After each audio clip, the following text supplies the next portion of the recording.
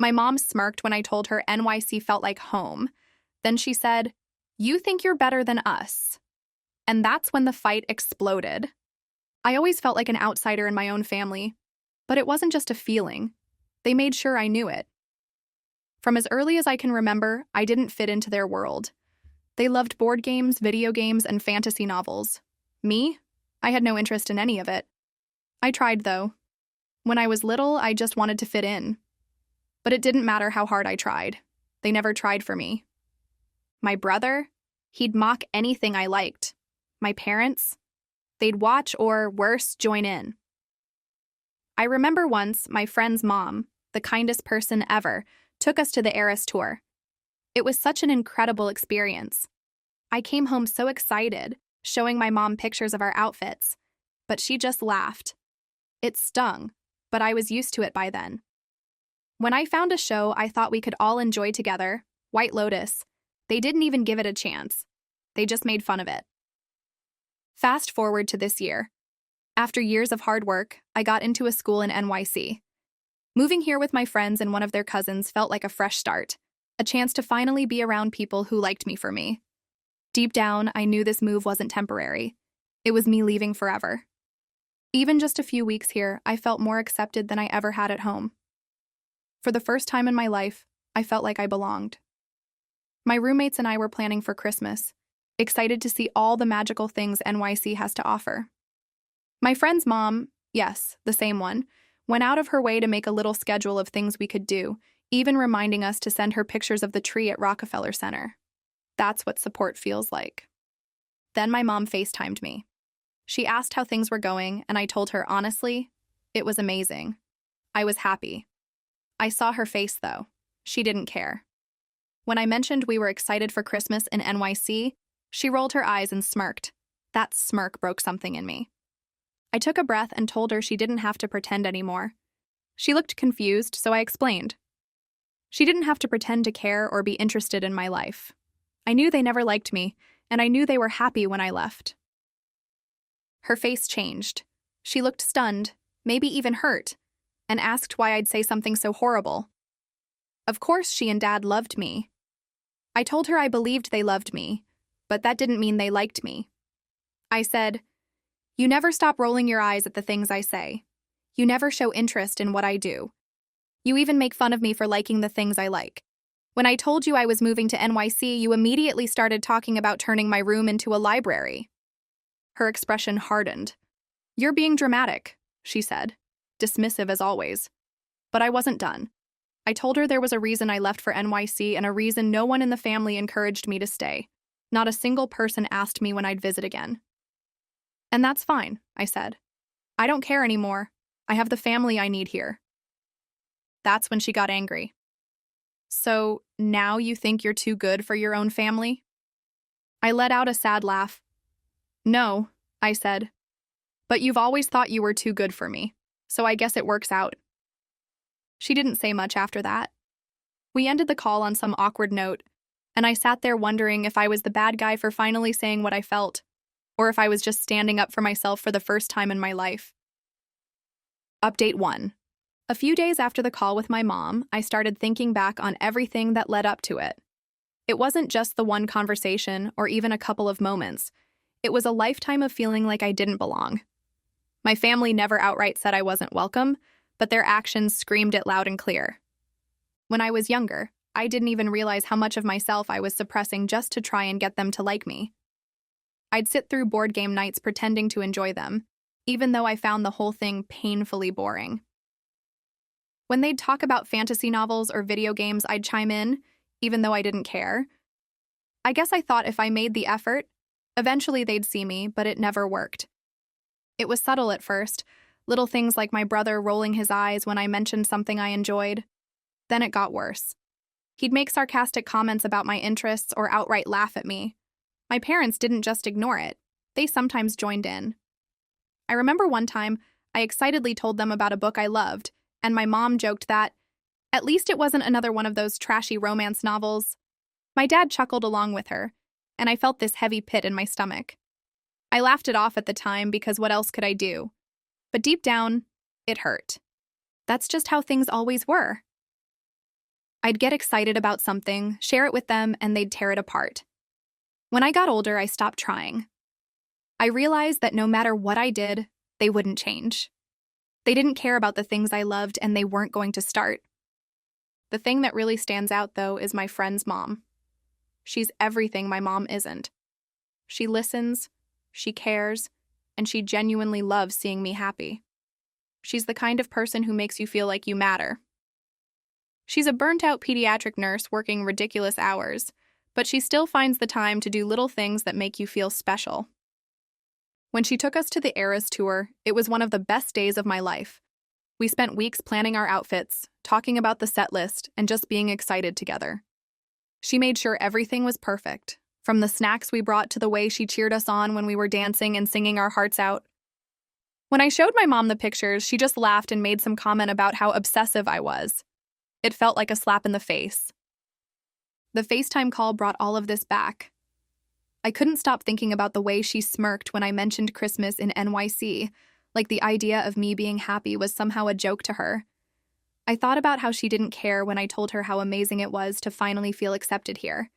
It was like no matter what I said, she was always going to dismiss it.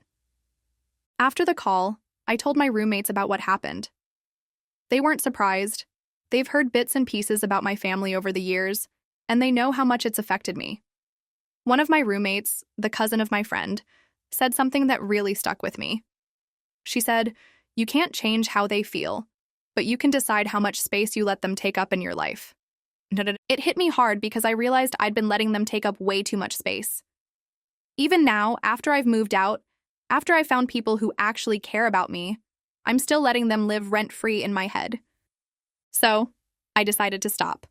I didn't reply to my mom's text asking if I was coming home for Christmas.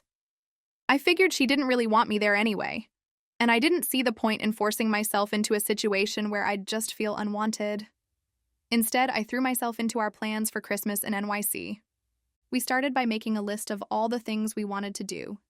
Ice skating at Rockefeller Center, seeing the tree, visiting the holiday markets, and finding the best hot chocolate in the city were at the top of the list. We even planned a little Christmas dinner with just the four of us, complete with stockings and Secret Santa gifts. It felt like the kind of Christmas I'd always wanted but never had. As the days went by, I started to feel lighter. I wasn't constantly checking my phone to see if my mom had sent another passive-aggressive message. I wasn't worrying about what they thought of me or whether I'd ever really fit in. I was just living my life and enjoying the people around me. But then, a few days before Christmas, my mom called again. I almost didn't answer, but curiosity got the better of me. The first thing she said was, "So, are you coming home or not?" "No, how are you?" "No, I miss you." Just straight to the point. I told her no, I wasn't. She asked why, and I told her the truth. I said I didn't feel welcome there, and I didn't see the point in pretending everything was fine when it wasn't. She got defensive, of course. She said I was being dramatic, that I was reading too much into things, and that I was unfairly painting them as villains. I told her I wasn't trying to make them out to be villains. I was just being honest about how I felt. The conversation didn't go anywhere. She kept deflecting, and I kept standing my ground. Eventually, she hung up, and I felt this strange mix of relief and sadness. Relief because I'd finally said what I needed to say, and sadness because I knew things were never going to change. Christmas in NYC ended up being everything I'd hoped for and more. We did everything on our list, and for the first time in years, I felt truly happy during the holidays. My roommate surprised me with a stocking filled with little gifts, and I cried because it was the first time anyone had ever gone out of their way to make me feel special like that.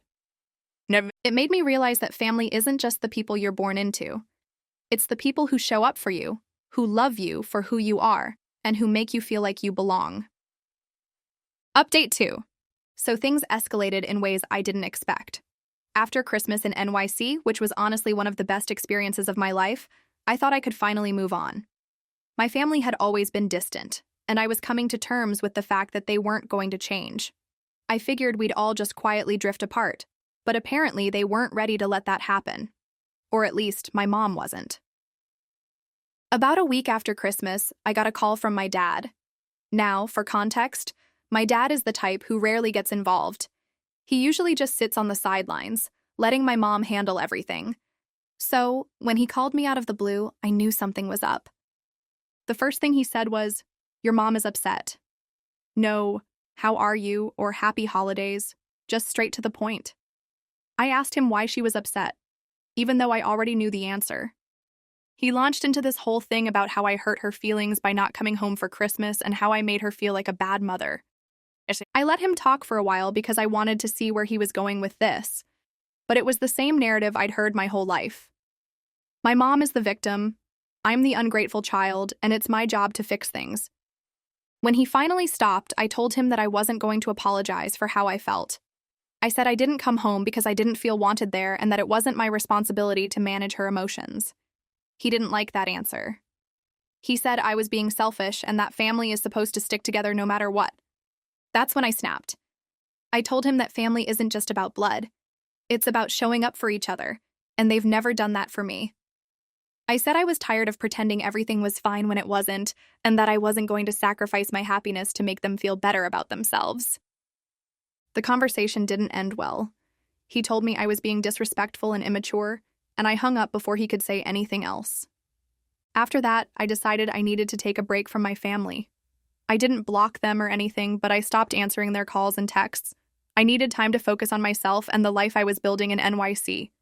The thing is, stepping away from them gave me so much clarity. I started to see just how toxic the dynamic was, and how much it had affected me over the years. My roommates noticed a change in me too. They said I seemed happier, lighter, like a weight had been lifted off my shoulders. But of course, my mom couldn't let it go. She started sending me long, guilt-trippy texts about how much she missed me and how she didn't understand why I was being so distant. At first, I ignored them, but then she sent one that really set me off. She said, "I don't know what I did to deserve this. I've always tried my best, but I guess that wasn't enough for you." I couldn't let that slide. I replied, "What you did was make me feel like I wasn't good enough for you. You spent my whole life dismissing my interests, mocking the things I loved, and making me feel like an outsider in my own family. I didn't distance myself because I hate you. I did it because I needed to protect myself." She didn't respond right away, but when she finally did, it was another guilt trip. She said she was sorry if I felt that way, but that I was being unfair by cutting them off. She said I was punishing them for things they didn't even realize they were doing. And that's when I realized we were never going to see eye to eye. To her, it was all a misunderstanding, something I just needed to get over. But to me, it was years of emotional neglect and invalidation. The hardest part is that I know she doesn't mean to hurt me. I think, in her mind, she genuinely believes she's a good mom.